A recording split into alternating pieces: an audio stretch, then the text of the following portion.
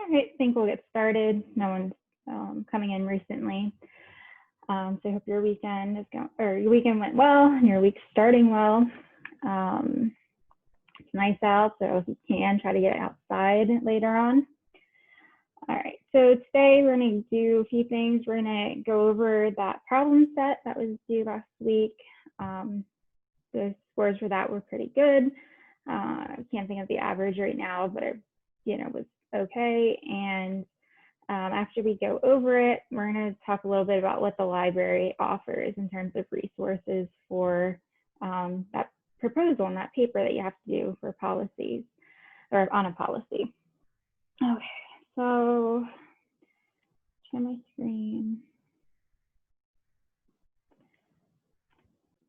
Okay. My solutions to the problem set are on Blackboard, so you can always check back on them later on. So the first question was just the part A, especially I wasn't looking for any long explanation. It was kind of just yes or no. So did Becker's paper analysis include criminals' benefits from crimes? And the answer was yes. So in his model, which if you remember, there was a shorter slideshow for just his model, he had a few different sections, and then the first was called damages. And under damages, this G variable was the gain to offenders. This is what they're getting from the crime, right? And then we asked, I asked if that benefit or that gain isn't counted, how does that affect that net benefit? We can define net benefit as just benefits minus costs.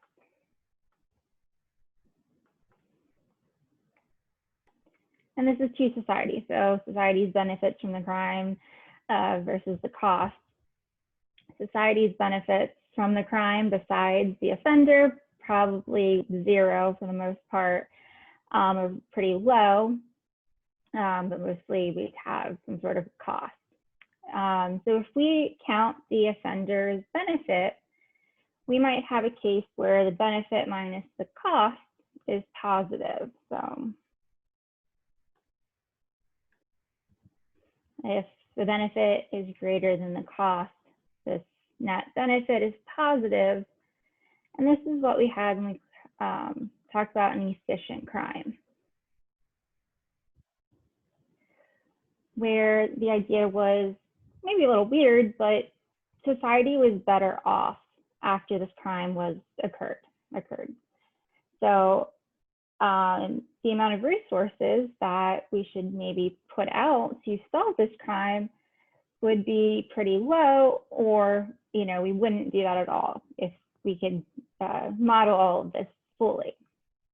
So if this is if we're counting benefits again. So if our benefits are greater than C, we have what's called an efficient crime, or basically a positive net benefit. And then if B is less than C, well, this is more of a negative net benefit or a net cost, we can say, because we have the cost here. So just a different way to say this is net cost.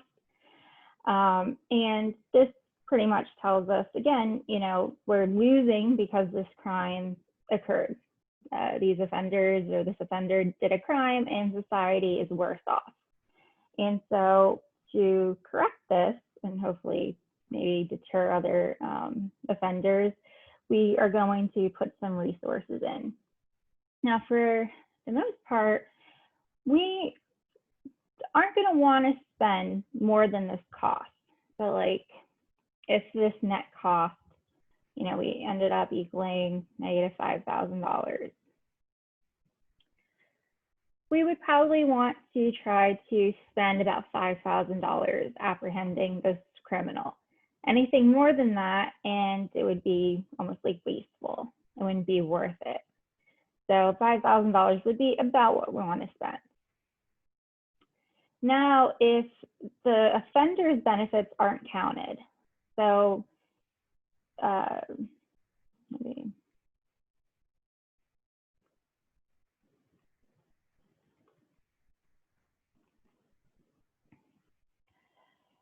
for the most part, I said, like, the benefits in our equation really come from the offender. There might be some small benefits that we can think about after a crime occurs that are, due to a crime, but they would probably be smaller than what the offender is receiving.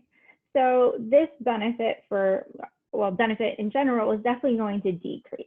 So the societal benefit will fall, and we'd be less likely to have what we have here, efficient crime. We'd be more down here with these net costs. We'd probably have negative outcomes because this B is going to be very small, possibly 0. So now if this is decreasing, we have like the same numbers. I'm just making this up. Before we got negative 5,000, the second time we might get, negative 10,000. Not using any numbers. So just, if, we're using the same like cost here, maybe without the benefit, we lose $10,000. So we'd be more likely to spend more money. We'd be okay spending like up to 10,000. So without these being counted, we'd have more cost, the net cost to society, and also probably spend more money trying to apprehend criminals, getting offenders, convicting them and things like that. So anything along those lines, getting more cost in society, spending more on resources, things like that would have been a good answer. If you have any questions, definitely jump in. One thing I should note, so the whole problem set says it's out of 35 points. I probably do things differently than at least Canvas wants us to do. So what I do is, instead of having like 100 points altogether and kind of inflating all the questions to a higher point, I just put a point system. And, if you get a 35 out of 35, it's just a 100. And that's what I plan to do. Canvas deals mostly in points. So like 35 points is going to just be different than if like another problem set is worth 50 points. The 50-point problem set is going to be weighed heavier. And I don't want that. I want them all weighed the same. So what I did was I went through and when I graded it, I showed you what you got wrong and how many points you got off. And then in the comments, I typically put like you got a 30 out of 31 or 35. Or if I didn't put that, I just added, what you got wrong, subtracted it from 35, and then divided that number by 35 to get your final grade. Some of the numbers are weird because dividing by 35 gives you a weird number for the most part. But that's what I did. So if you have questions on that, you can let me know. And I'm just trying not to make it too complicated, but Canvas is doing their own thing. So, all right. The next problem was the expected punishment. Let's see, you got this right, but I want to officially write this out. So that equation was like the summation of alpha times, I think it was x, so alpha I times xi, where alpha was the probability of conviction and x was the severity. For each type of possibility I. So when we did the one example in chapter 1, we really just had, we had technically 2 possibilities. It was like a 50-50 chance. 50% that person would have to pay, I think it was $1,000, and 50% they'd get away with it and own nothing. So this next question had a few more possibilities. So the idea is you have to add them after you multiply that probability by that severity. So I think the first one was 10%. So change it to a decimal times 1,000,000. It's like a 10% chance that you get convicted for everything and you're fined $1 million. I think it was 0.4, 600,000, if anybody wants to check me. And then 0.3, I don't remember this one. I times 100,000. I'm really just following straight from the question and multiplying the corresponding ones. And then, so what's left is we add all these probabilities. This gives us 80%. So the other possibility would be that we have a 20% probability that we just get away with everything and we don't have to pay anything. So I'm just adding it here for austerity. You don't need to add it in. It doesn't change anything, but having all this add up to 100%, that's all. So when you put this in your calculator, you get $370,000. That's in dollars. Like I said, most of you did get this, but I wanted to write it out fully. So multiply the corresponding probabilities and severities and add them all together to get one number.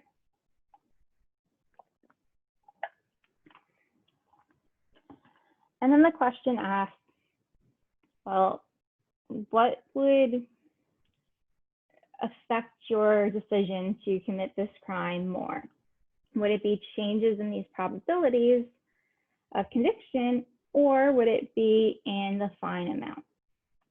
And if it's something out like from what was presented in class. And really what we talked about mostly on this subject was that Grogger paper, who found that the probability was more of a deterrent. Knowing that you have a higher probability of getting caught is going to stop you, or at least change your decision making for a little bit. So that should be what you put down really from that Grogger paper, because there was evidence there. Now, we did talk about, just some examples, like especially toward the beginning of class, and I was talking about like speeding on 55, and obviously if the speed limit, or the ticket fine is now like $1 million, we're probably going to stop speeding. But remember, we also have to be sure that there's at least some state troopers out. There's a probability of getting caught. I say state troopers, be any cop.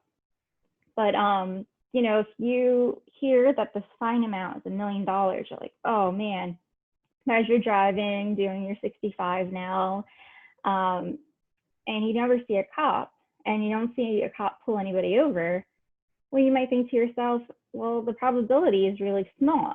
So even though there's this high fine, the high severity, if this probability is too small, you might continue speeding in our case, or doing the crime. So, but when we talked about, or when the paper talked about changes in the probability, they found, or versus changes in severity, they found that these probabilities just were more effective of people's decisions. Okay.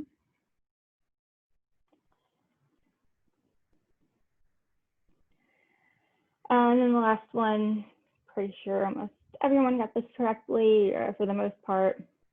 So why would Grogger recommend penal efforts directed toward young and experienced criminals, and cite specific reasons? For the most part, we had the same citations that I was thinking of, which is fine. So we saw a table early on in the paper that looked at crime based on the age of offenders, like the amount of offenses for the different age groups, or just years, I guess. And then there was also how much they were making. So when you were younger and making less money, you were more likely to commit offenses. Now, we want to deter them from continuing to make or commit more crimes and become maybe like lifelong offenders. So Grauder says penal efforts should be directed towards less experienced, more deterrable offenders whenever possible, since the returns to deterrence appear to outweigh the returns to incapacitation. I don't know why I always get that word messed up, incapacitation.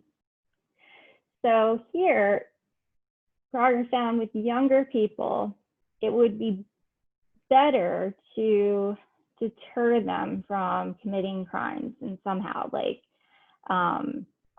they're getting caught, you have to give them a punishment, but putting them in jail isn't always going to give you the best outcome. And the types of sanctions he recommends are just things other than jail. So quotes, non-incarcerative employment and earnings enhancing sanctions may be effective means of reducing criminal activity. So things that are going to maybe help this person end up getting a better job later on because they've trained now. And even though they've been convicted of a crime, having this training maybe is going to make their income, their future earnings higher, which is going to keep them from committing crime. Versus we put them in jail and now they're not training and earning wages at the moment, then maybe their outlook or their possibilities are going to be much smaller. So I mean, again, most of us, everyone got this correct mostly, so I'm not too worried about it. Is there any questions on the assignment?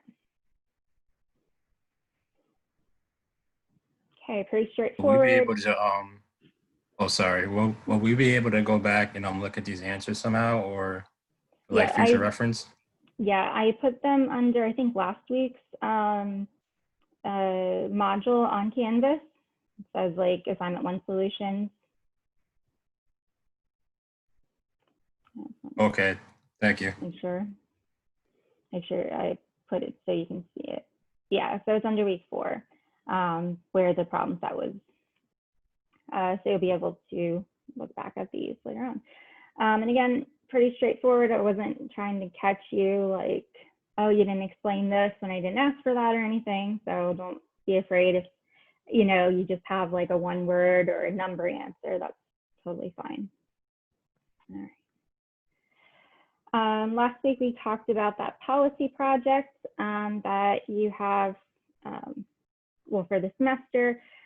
Coming up on the 14th of October is your proposal due. So that's still 2 weeks away, but you want to be thinking about what you want to write about. Remember, the idea is to look at how a policy change, what happens because of a policy change. And I gave you some examples of things you can think about using. If you want to use something else, that's fine, but just give me a heads up and just okay it with me. I added, as we were talking last week, notification and registration laws for sex offenders. And if you just do that, you can't use that Prescott paper that we did just because we already talked about it, but you can use other papers and do something similar. Hypothetically, at least, if that was the topic, could you use the Prescott paper and not have it count towards your number of sources, like a source count? Okay, yeah, that would be fine. So I don't plan on actually doing that one because it just sounds depressing. But I mean, all of these are not going to be pleasant to read. But I'm taking this and environmental economics same day. Yeah, so I just figured for the benefit of someone will benefit from that information being out there now. All right, so I want to also just remind you that the articles you were finding, so for the proposal in 2 weeks, you need to identify at least 2 peer-reviewed articles. You need 3 altogether, but all of your sources, or these articles in particular, have to include some quantitative research on the subject. So like, if you theoretically we haven't talked about the Prescott paper and you found that would be a really good paper to use. You need some type of data and analysis. For the proposal, you're going to identify these and maybe write a little bit about it, describing the research and the findings a bit But I said this was, about a page probably, I can imagine.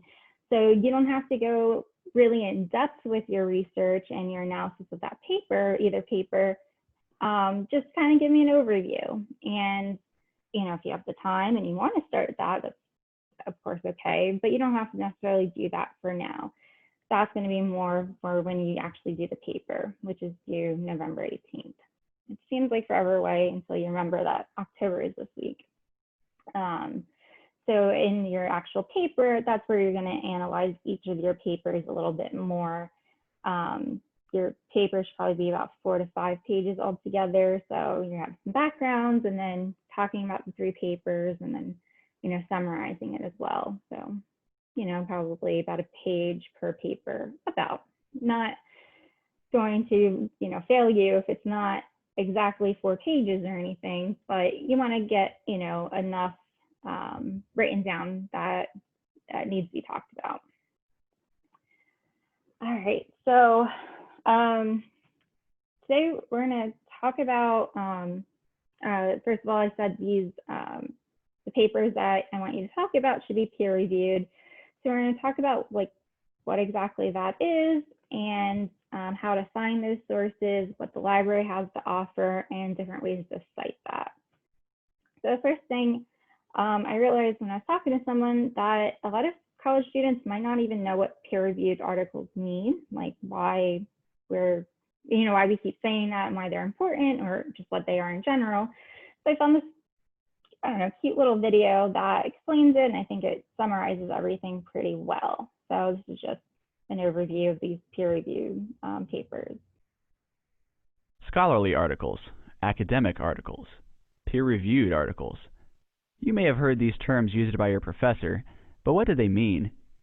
Essentially, these are all different ways of describing the same thing, research articles that have been published in scholarly journals. But what is a research article, and how does it get published in a scholarly journal? First of all, the article reports a scholar's research practice and findings, and it's written with an audience of other researchers in mind. Finally, in order to be published and accepted by the scholarly community, the article must pass several quality tests. The most important of these tests is called peer review. We can get a better understanding of the role of peer review if we look at the academic publishing process as a whole. Let's imagine a researcher who wants to share a discovery with the academic community.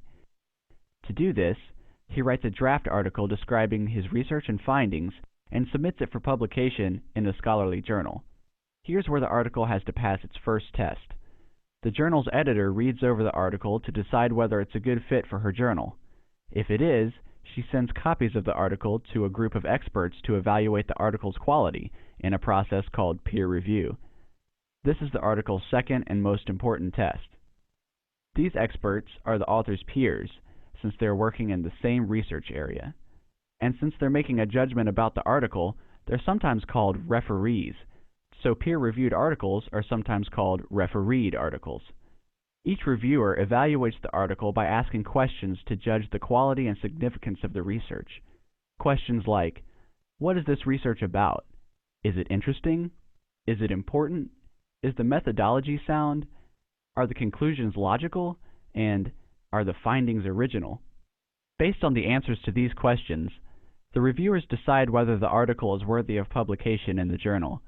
They then make a recommendation to the editor, either approve the article for publication or reject it. Even if they recommend publishing the article, they usually expect the author to make revisions.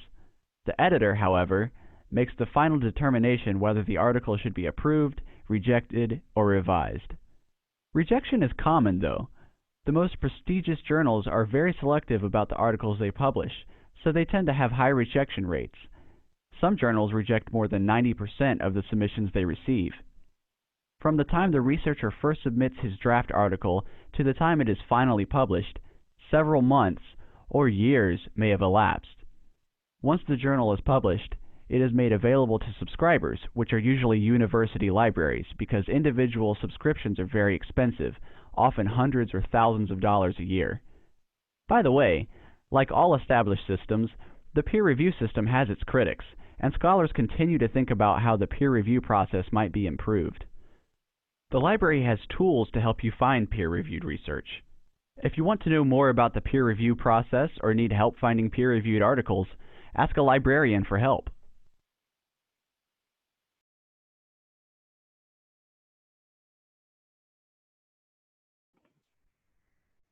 Okay, so I'm sorry if you guys know about this already. How do you peer review an article?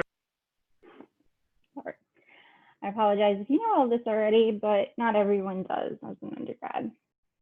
So these papers that, I want you to read have met, some standards. They're not something that's written on a blog or even, things like the New York Times or like even The Economist.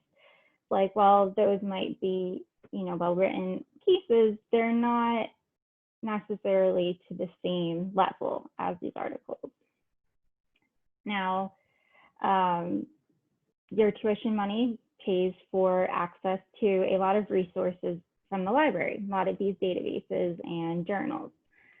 So I wanted to show you how you can get into those things, and again, a few other little things. So first of all, the website is lib.rowan.edu, and you get to this library website, their own website, and then Campbell Library is our main one. So this is just a general search. This will search for journal articles, books, and pretty much anything that has to do with your what you're looking for. You can do more advanced searches. So, well, for instance, I just searched before Becker, Crime and Punishment. So Becker was the author, Crime and Punishment was the name of the article, and I searched. And if you look down, at least on the first page, we have some research and papers related to, our paper that we read, but all of these are from different people. So it didn't come up with the original, just how their search went. So what I could do is I can go back to this advanced search. I can do the title, is the Crime and Punishment, and the author is Gary Becker. I'm not going to go through that, but that's more likely to get me that particular paper. So if you happen to know that you want to use a paper, maybe from using something else, you might have to use this advanced search. Now, one thing that you might do that's maybe a little bit easier to search through is use Google Scholar. So this is scholar.google.com. And it's through Google, but it's searching through scholarly articles. Now, you can search for anything, economics of crime, drug policy. And, you could get all these. Some of these results, if you go through it, I don't know exactly which ones, but maybe I go through this one.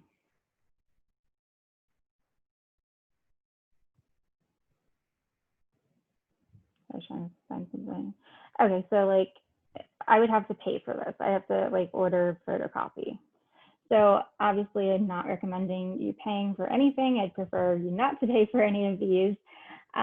So what can we do? So first we can take this, the Economics of Crime Control, and put it into our library's search, put maybe the authors, and find this. This is actually a book, to see if we can access it at our library. So you can do that, or there's another thing we can do. So under the, okay, so on the left-hand side of Google Scholar, you can go down to settings. They also have an advanced search in case you can't find, a particular thing. But settings, and on the left again, now we have library links. Now we can link the library that we are associated with. Ours is Rowan University, because when we're logged in, we can access anything the library has access to. Even on Google, we'll be able to connect our accounts. This WorldCat is like open source things, and if you happen to be affiliated somewhere else, you can add more. I think you can add up to 5 yet. There's different settings, but go back. Okay, so, all right, so you can search by date here. Custom. You can do since 2019, the custom range. If you're looking for a particular time period, which might be good if you're you're looking at a policy that was passed in 2010. Maybe you want to stop your search from finding anything before 2010, because anything before it is probably not going to be too helpful for this. And that's something you can do to limit how much you're getting.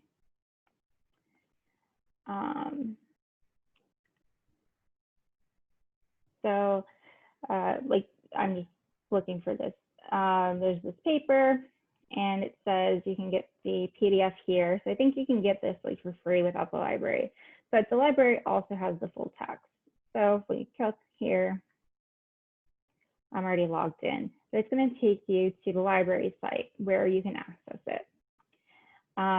Scroll down, and this is the view online. This is how you're going to check out this article. Full text is available here. There might be some with multiple links, and it doesn't really matter where you go. So click this. I don't know, maybe log in again. No, okay. So then you get to like the journals page, wherever it's held. This particular one has everything just on this website, but then you can download the PDF if you'd prefer to read it that way or want to save it.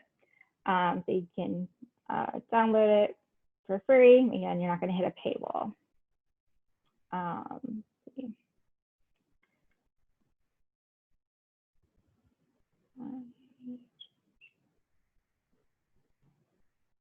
One way to find more sources is called either backward looking or backward chaining or forward chaining.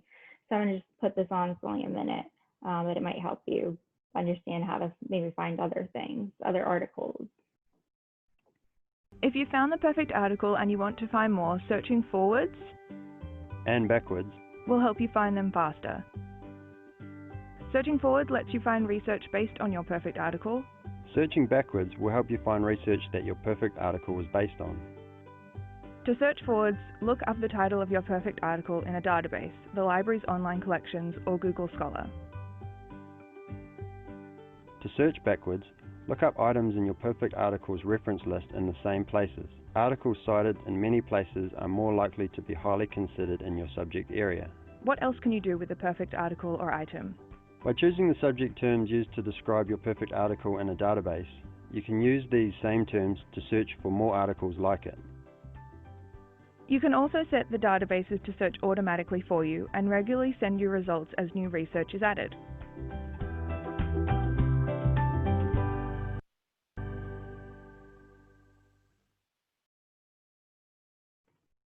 Yeah, so just some ideas, and let's maybe go back.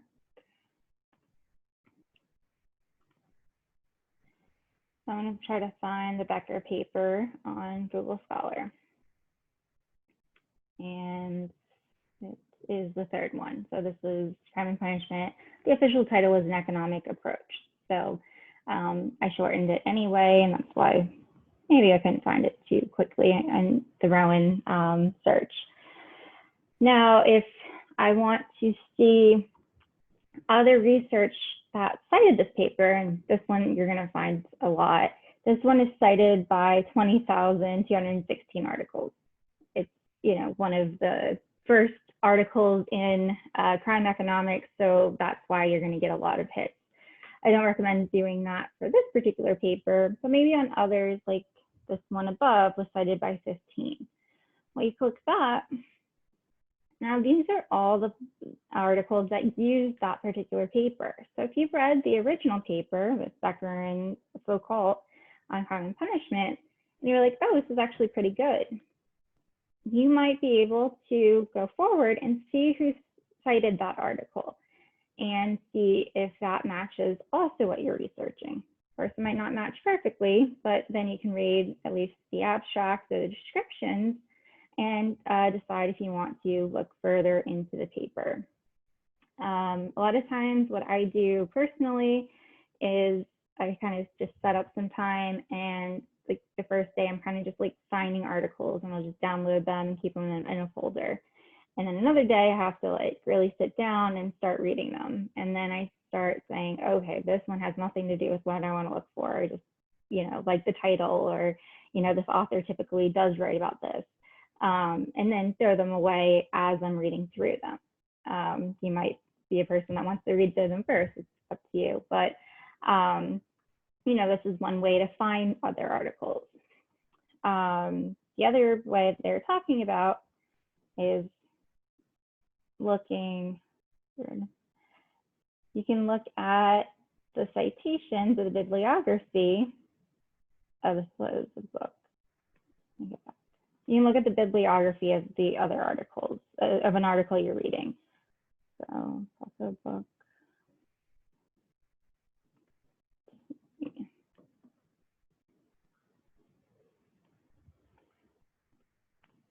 I can go down.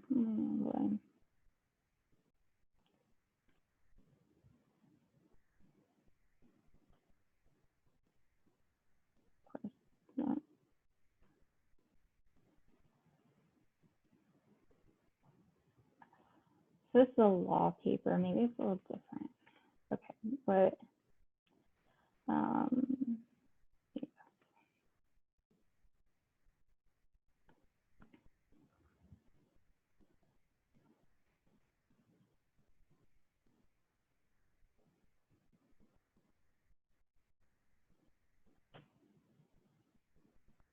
I don't know why I can't find papers with works cited. Typically, you can do that very easily. Almost all papers have citations.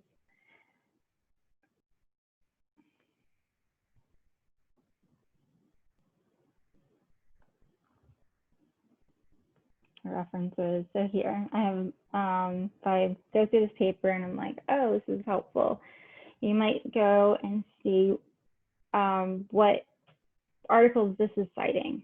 So first of all, you can go into the paper, and if they're talking about a certain article or they cite that in the paper, that might be a good place to start. You can also go down and look at some of maybe the titles. You can, copy and paste each one, so you can kind of look back and look at those abstracts again, or the descriptions, and see if they are anything you might want to look into. These are just two ways to help you find articles that might be good, but you have to find that first article, that perfect article that video was talking about.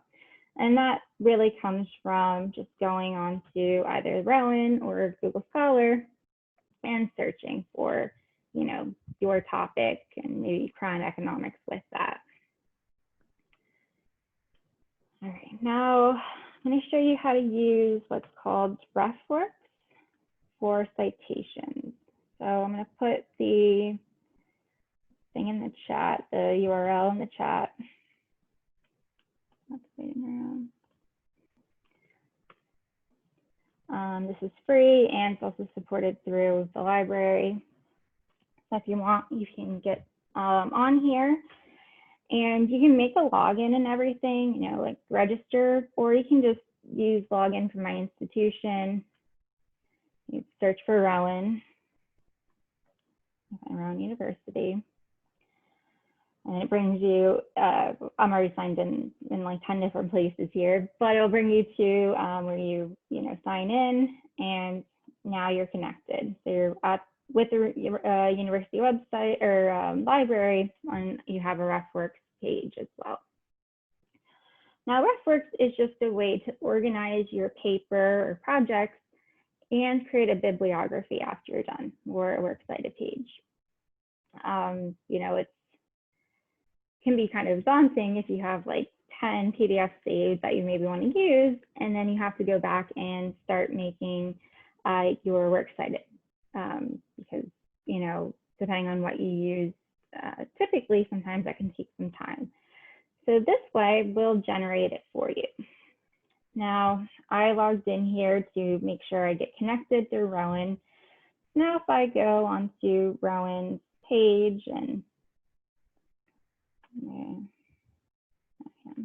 okay, I'm going on Rowan's page and I'm looking at, you know, some articles. All right, now I found this one and I read through it, or I read at least the abstract, and I think I like it. Well, there is this RefWorks button here. You click RefWorks and we're going to export it to this version of RefWorks, and it's going in. So that document and its citation is saved. Then I just have some random ones here. For one thing, especially if you might have multiple papers that you're doing this semester, you can make folders. So you can add a crime economics folder and then, you know, move all these papers into one folder and then make another for the other class that you have to do a paper for. You can then say we want, these are all that I'm going to use for my paper. You just create bibliography, create it up here. And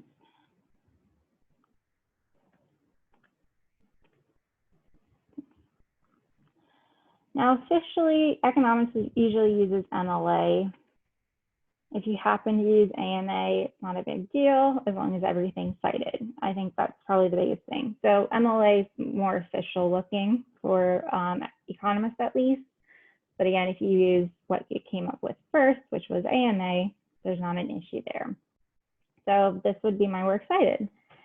They have all of the citation that I need, the title of the article, the journal, all of that. I don't have to do anything. So then you can copy your, all of this to a clipboard and put it onto Word or Docs to end your paper. And it was fairly easy.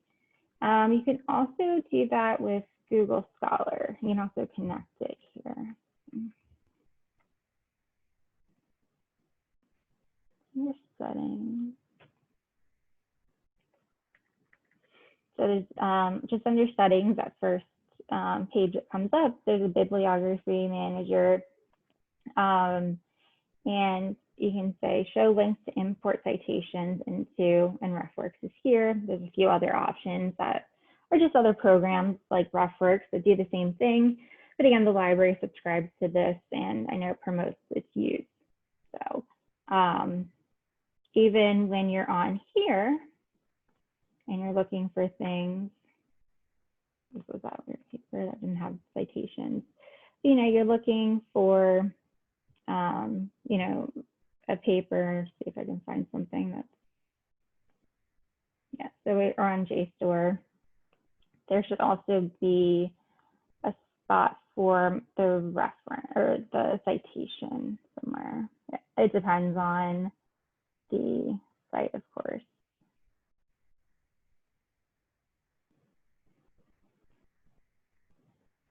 Let's cite this item. And so in this particular case, this article or this journal, JSTOR, makes you copy and paste it. So you can also copy it into RefWorks so that it's still in here. You can add it to a new reference. And you can just add each individual part.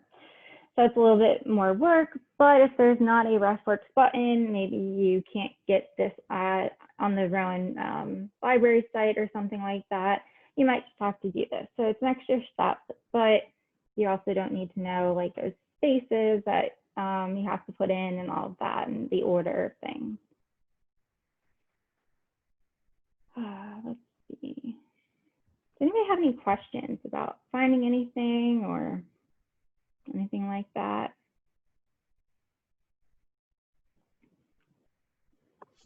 The only thing I would say is RefWorks is good just to copy and paste it when you're done because it puts it in alphabetical order for you, which is nice. Yeah, so you can definitely just copy and paste all these, but first of all, you have to make sure that you're using all of them. You're actually, going through and using that paper, but then you have to alphabetize them, and it's alphabetized by last name. So that's what RefWorks does for you, here. So it automatically alphabetized it for me, and I didn't have to do anything. So it's another kind of plus for this. And if you happen to find a paper on Google Scholar that sounds interesting, but you hit a paywall and for some reason it's not on Rowan's website, you can definitely ask the librarian because there's like interlibrary transfers that they can do. And so even if Rowan maybe doesn't subscribe to a certain journal, maybe, like Penn does, and we can trade with them or something like that. So by talking to a librarian, you might be able to get access to that article. Don't pay for an article. Definitely not. Sometimes, they're not too expensive, might be $9 or something. Sometimes they can be really expensive, or they want you'd pay for like a full subscription instead of just one paper. Don't do that. I'm not expecting anybody to do that at all.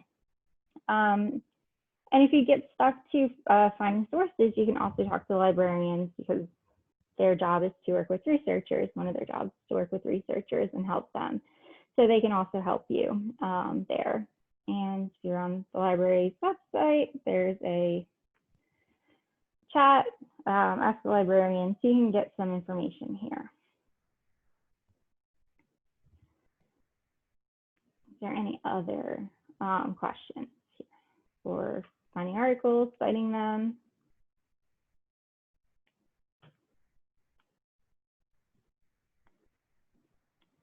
Okay, well, I do hope this is helpful. Instead of starting the chapter today, we're on chapter 4.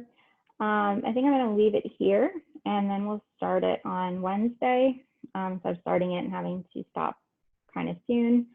So obviously you didn't have that reading quiz this week, as I said. You don't need to know the Levitt paper like in the future. We're going to talk a little bit about it on Wednesday, but you don't need to know it. Next week, I told you have 2 papers though for your reading quiz. There's a paper on the death penalty in Japan. I forget the author's name, but starts with an M. That's about 20 pages. So, read through it and, early so you have time.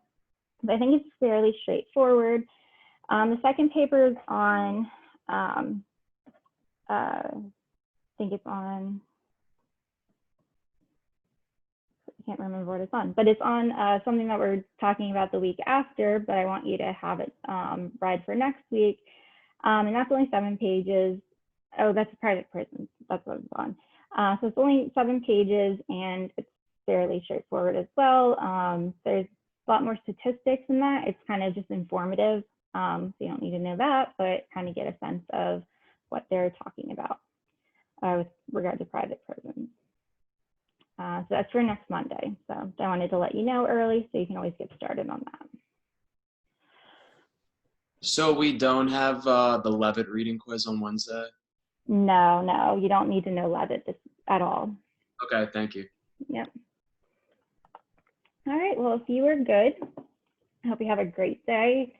If anybody wants to stay and chat with me about your topic, if you thought about it, you can do so, or ask me any kind of questions you want.